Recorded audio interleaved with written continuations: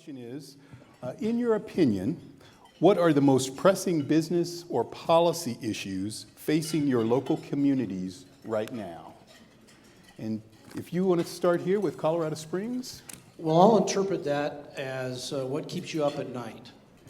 And I have to be very frank with you. What keeps me up at night right now in Colorado is not what's going on in Colorado Springs, but what's going on in Denver, specifically at the state legislature. From a business perspective, thanks for clarifying. Yeah. Well, okay. I'll get to the rest of the problems in Denver in a moment. I'd like to change seats. But here's what I'm talking about. We can make all kinds of efforts in Colorado Springs to create a business-friendly environment for business retention, business attraction to Colorado Springs. But our ability to do that in the long run is dramatically impacted by things going on in the Colorado legislature. And if we're trying to become business-friendly and the legislature is pursuing a bunch of stuff that makes us look more like Illinois and California, I get very, very concerned about that. The other thing from a legislative perspective in terms of what's not happening is infrastructure investment.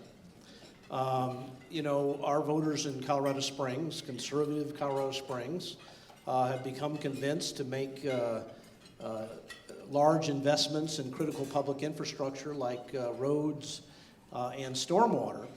But we've got incredible needs from a state perspective. Powers Boulevard is a state highway, US 24 east and west to meet the needs of the growth of Banning Lewis Ranch. We've got to have a lot more state investment in infrastructure. I don't see it coming anytime soon. They just can't seem to get their act together. Those are the two things that are keeping me up at night. Okay, thank you. Thank you, and I actually want to echo Mayor Suthers' comments. I completely agree, and when I first kind of thought about this question, frankly, it is what's happening at the State House in the next few months that is going to have the most significant impact. But in addition to the issues that he raised, I think we also need to look at, when I go out and have business retention visits in my community, workforce attraction and retention are one of the things that also matters. We are importing a lot of our talent to Colorado instead of raising it up on our own. So I think the higher ed issues and the cost of higher ed education is an important consideration as well. I also think that the transportation issues, 75% of the roads, the paved roads in Colorado are maintained by local governments, cities and counties. And getting people to and from their jobs, getting goods to and from the businesses, I think, are incredibly important. The city of Lone Tree sits at the corner of I-25 and 470. We like to say Main and Main, but we have unbelievable amount of traffic through our community that is not generated by the residents or even the businesses in the city of Lone Tree. But yet the city of Lone Tree is on the hook for the expansion of the I-25 Lincoln interchange. I mean, that's a $100 million project. So I think the transportation investments are significant. I think business workforce is extremely important.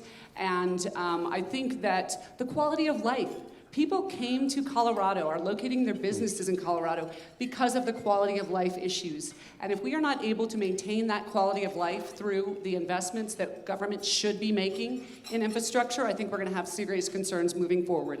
And again, I'll let you handle the rest of the issues, Michael. I think, but those are the top things that keep me up at night. Okay. Thank you, Mayor. We want to thank the Colorado Chamber for hosting this event and having us, and I want to welcome my friends from across the state here today. We're concerned about what's happening in Colorado Springs.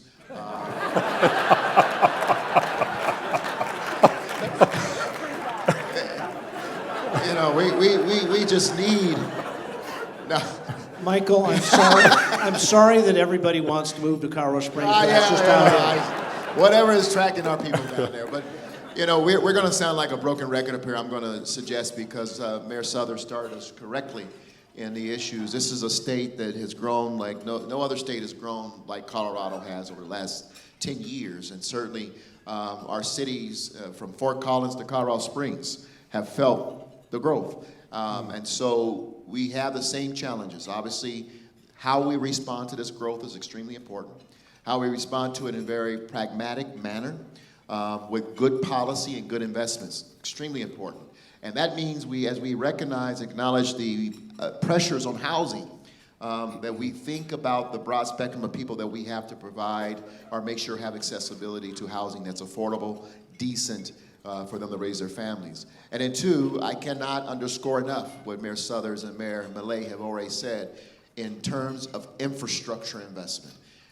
Cities have been basically left alone to try to figure out this quandary of growth and proper investment in transportation infrastructure.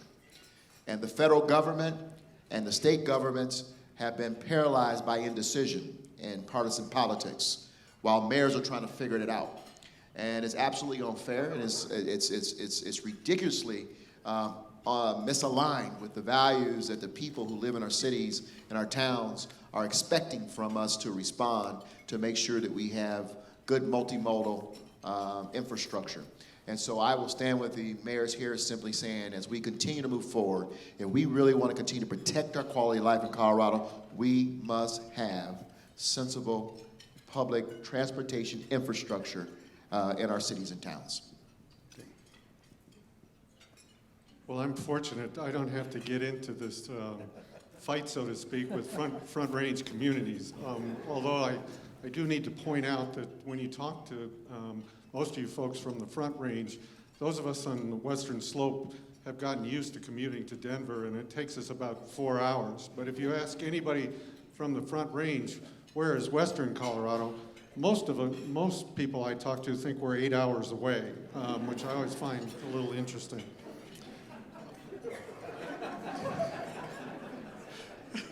Keeping me up at night, which it did for a very long time, was as not only a mayor but a business leader and a professor in Western Colorado, is the diversity of our economy.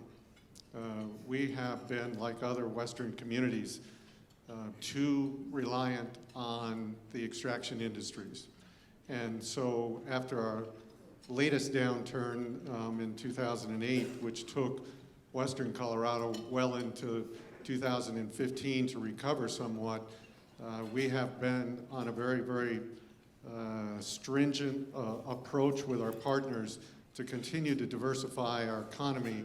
And as I try to explain to, hi Kelly, as I try to explain to people in the community, the extraction industries are going to remain important to us in Western Colorado, but it would be nice if we could get to a point where they're the icing on the cake as compared to the cake as a whole.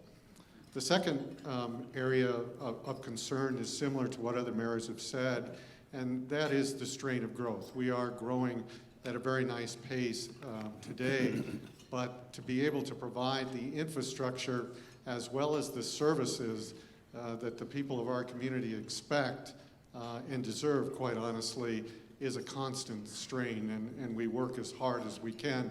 It would be nice to get some state support, but there's some questions coming up later where we can talk about that a little bit more. Well, it's an honor for me to be here today and representing City of Fort Collins. Fort Collins is my hometown, and been able to see Fort Collins change from when it was 20,000 people when I was born. Now it's 177,000 people, and it's the fourth largest city in the state, and it's grown over 8.5 times. And I tend to sleep pretty well at night. Especially a couple nights ago was our State of the City address, and the state of Fort Collins is really strong. So we're in great shape. But a couple of the issues that are consistent across the panel is transportation, particularly I-25 North. 6 years ago, CDOT was saying it would be 2075 before it be addressed. And we came together, a coalition of Northern Colorado communities and CDOT and through some federal programs, and now a third managed lane all the way to Fort Collins is in construction, and so we have that to deal with for the next 3 years, but people are appreciative of that.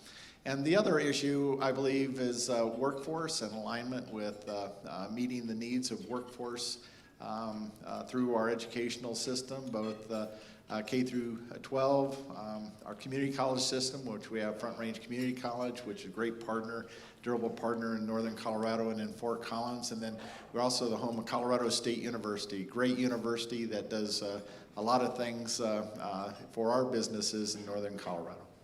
Okay.